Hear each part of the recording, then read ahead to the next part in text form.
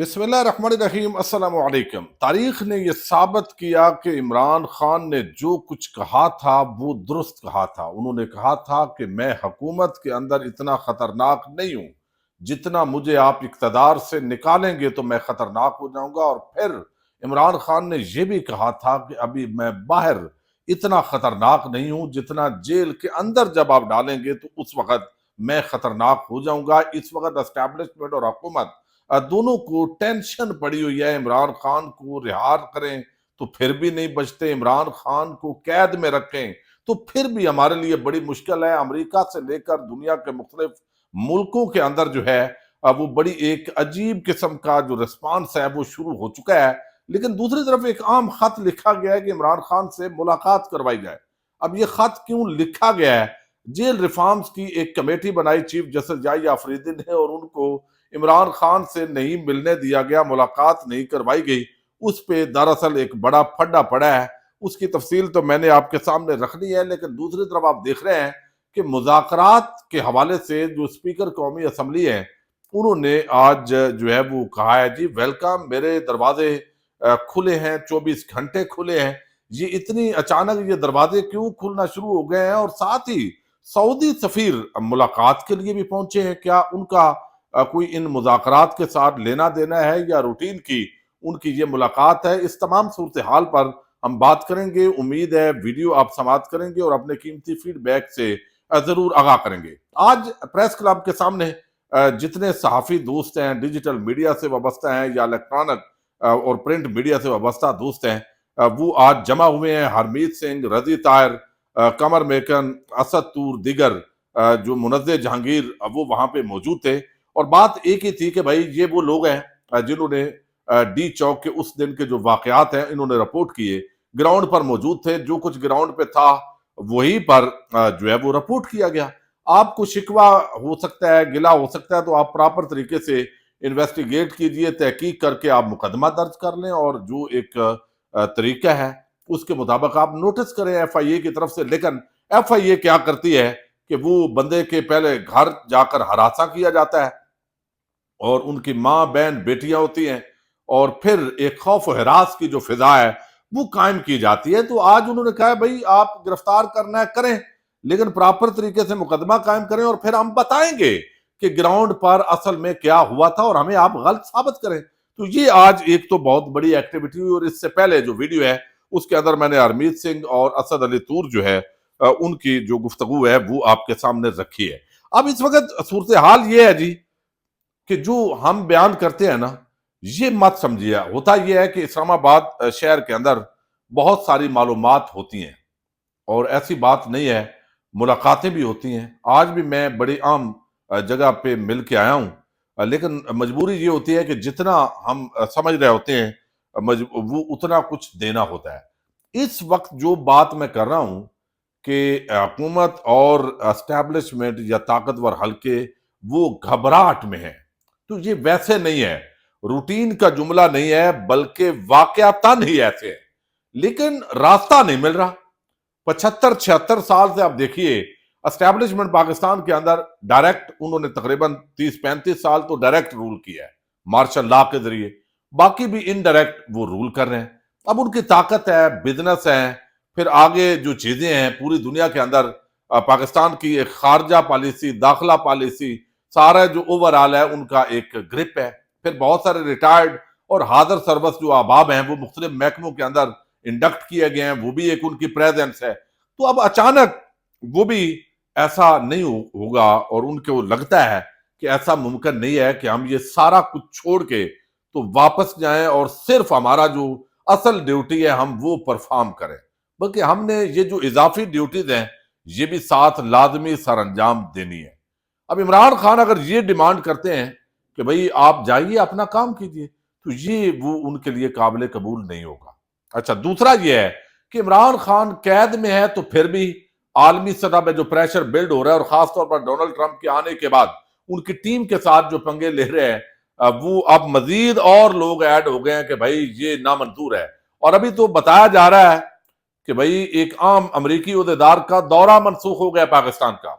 اور یہ دعویٰ کیا گیا ہے مختلف دوستوں کی طرف سے،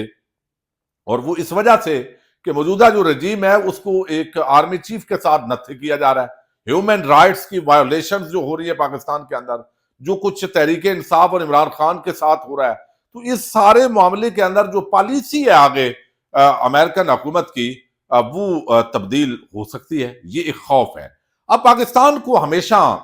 کئی دفعہ جو آپ دیکھیے جو امریکہ ہے نا وہ براہ راست بہت سارے معاملات پاکستان کے ساتھ کرتا ہے، لیکن بہت سارے معاملات ایسے ہیں جو وہ پاکستان کے جو عرب دوست ممالک ہیں، خاص طور پر یو اے ای اور سعودی عربیہ، ان کے ذریعے بھی کرتا ہے۔ یہی وجہ ہے کہ ہم چونکہ مقروض ہیں، سعودی عرب کے بھی، یو اے ای کے بھی، انہوں نے بھی ڈپازٹ رکھوایا ہوتا ہے،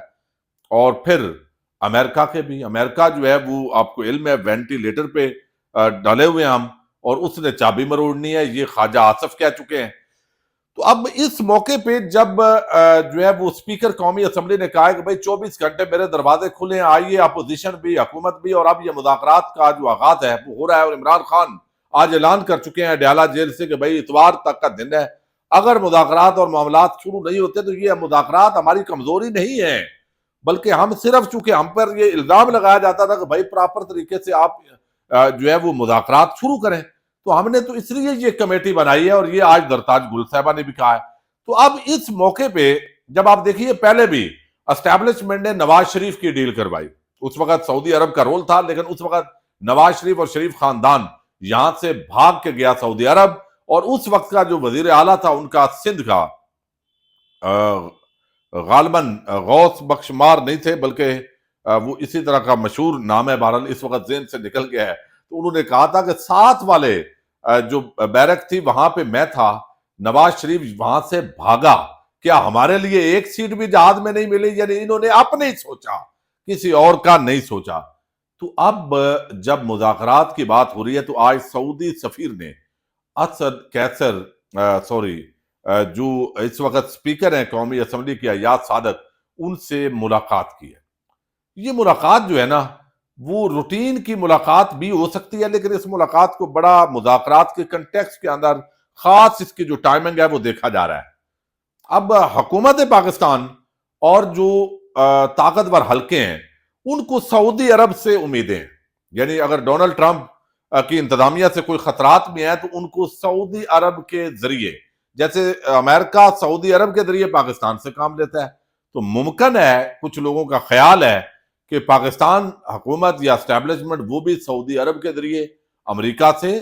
کوئی نہ کوئی اس حوالے سے کام لے گی کہ پریشر نہ بلڈ کیا جائے، اور یہ چیزیں ممکنہ طور پر ہو سکتی ہیں۔ تو اس موقع پہ سعودی سفیر کی ایاز صادق کے ساتھ ملاقات اور مذاکرات کا یہ جو سارا معاملہ ہے، اس کے ساتھ بہرحال نتھی کر کے بھی دیکھا جا رہا ہے۔ ممکن ہے روٹین کی ملاقات ہو، بہرحال اس کو کیا جا رہا ہے چونکہ ٹائمنگ یہ بڑی اہم ہے۔ دوسرا آپ دیکھیے کہ ایک جیل کی اصلاحات کی کمیٹی بنائی گئی، ریفارمز کی کمیٹی، وہ کمیٹی کو اختیار ہونا چاہیے، چیف جسٹس آف پاکستان نے وہ کمیٹی بنائی ہے، خود وہ گھوٹکی اور دور دراز، یعنی ایڈا ویلا چیف جسٹس ہے، کام تو اچھا کر رہا ہے، مختلف جیلوں کے اندر جانا چاہیے ریفارمز کا، لیکن اب سپریم کورٹ اتنی ارریلیونٹ ہو گئی ہے، عدلیہ سے امید کوئی نہیں ہے انصاف کی، اور چیف جسٹس صاحب بھاگو بھاگ رہے ہیں، کیونکہ پچھلا کام امین الدین خان اور باقی جو ہے انہوں نے آئینی بینچ نے وہ سنبھالا ہوا ہے۔ اچھا، اب یہاں پہ جو ہے یہ جیل ریفارمز کمیٹی نے ڈی آئی جی جو جیل خانہ جات ہیں ان کو لکھا کہ بھائی ہم تمام بیرکوں کا وزٹ کرنا چاہتے ہیں، بشمول عمران خان اڈیالہ جیل میں جہاں پہ قید ہیں، چونکہ ان کی جو ہمشیرہ ہیں وہ کہتی ہیں کہ وہ کھلا ہے، اور ایک اگرچہ فین دیا ہوا ہے گرم، لیکن وہ کھلی فضا کے اندر اس وقت عمران خان کو ٹارچر کیا جا رہا ہے، یعنی اس طرح کے ماحول میں رکھ کے جہاں پہ سردی ہے بڑی سخت، اور وہ ان کو قید کیا ہوا ہے، تو وہ سارا وزٹ کر لیں گے اور دیکھیں گے کہ اس طرح کیا سلوک کیا جاتا ہے، عمران خان سے پوچھیں گے بھی، ملنا بھی چاہیں گے۔ خدیجہ شاہ چونکہ آپ کو علم ہے تحریک انصاف سے تعلق رکھتی ہیں اور وہ اس کمیٹی کا حصہ ہے، لیکن وہ ملاقات نہیں کروائی گئی۔ اب یہ چیف جسٹس آف پاکستان کی انسلٹ ہے بنیادی طور پر، اگر دیکھا جائے کہ وہ ایک کمیٹی بناتے ہیں کہ بھائی جائیے جیل میں ریفارمز کرنی ہے، جہاں چاہتے ہیں آپ وزٹ کیجئے، لیکن آگے آپ دیکھیے اتنے تکڑے لوگ بیٹھے ہوئے ہیں کہ وہ چیف جسٹس کی بنائی گئی کمیٹی کے سامنے بھی انہوں نے کہا بھائی نہیں، ادھر ملاقات نہیں کروا سکتے آپ۔ اب جو ہے وہ اس معاملے کے اندر جو ہے وہ خط لکھا گیا ہے جو بنیادی طور پر خدیجہ شاہ کی طرف سے، اور یہ خط کیوں عام ہے؟ یہ خط بڑا عام ہے، پہلے میں آپ کو بتاتا ہوں۔ اس خط کے اندر انہوں نے کمیٹی کے ممبر کی حیثیت سے کیا لکھا ہے. اب یہ جو ہے نا انہوں نے خط کے اندر یہ لکھا ہے